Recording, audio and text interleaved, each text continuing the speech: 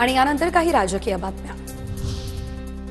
अतिवृष्टीमुळे बळीराजा चहूबाजूने उद्ध्वस्त झालेला आहे। देवाभाऊ कसली वाट पाहताय? राज्यात ओला दुष्काळ जाहीर करा, सुप्रिया सुळेंची मुख्यमंत्री फडणवीसांकडे ही मागणी। शिवसेना उद्धव ठाकरे पक्षाच्या दसरा मेळाव्यासाठी पोस्टर रिलीज, विचार ठाकरेंचा आवाज महाराष्ट्राचा असा आशय या बॅनरवर। दसरा मेळाव्यासाठी टीजर रिलीज, त्यानंतर आता पोस्टरही प्रदर्शित। ठाकरेंच्या शिवसेनेकडून प्रभादेवी परिसरात बॅनरबाजी, 20 कोटी कुठे गेले हिशोब द्या, ठाकरेंच्या शिवसेनेचा सवाल। सदा सरवणकर यांचा व्हिडिओ व्हायरल आणि त्यानंतर ठाकरेंची शिवसेनाही आक्रमक।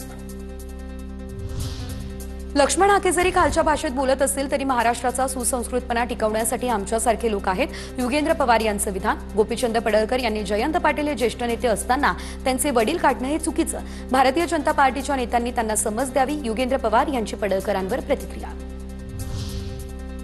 रस्ते चांगले करा, मुख्यमंत्री फडणवीसांच्या पुणे पालिका आयुक्तांना सूचना। मुख्यमंत्र्यांकडून पुणे पालिका आयुक्त नवल किशोर राम यांच्याकडे खड्ड्यांची तक्रार। पुण्याच्या इंदापुरात गोपीचंद पडळकर यांच्या प्रतिमेला दुग्धाभिषेक, अहिल्यादेवी होळकर यांच्या पुतळ्यासमोर पडळकरांच्या समर्थकांकडून फोटोला दुग्धाभिषेक घालण्यात आला।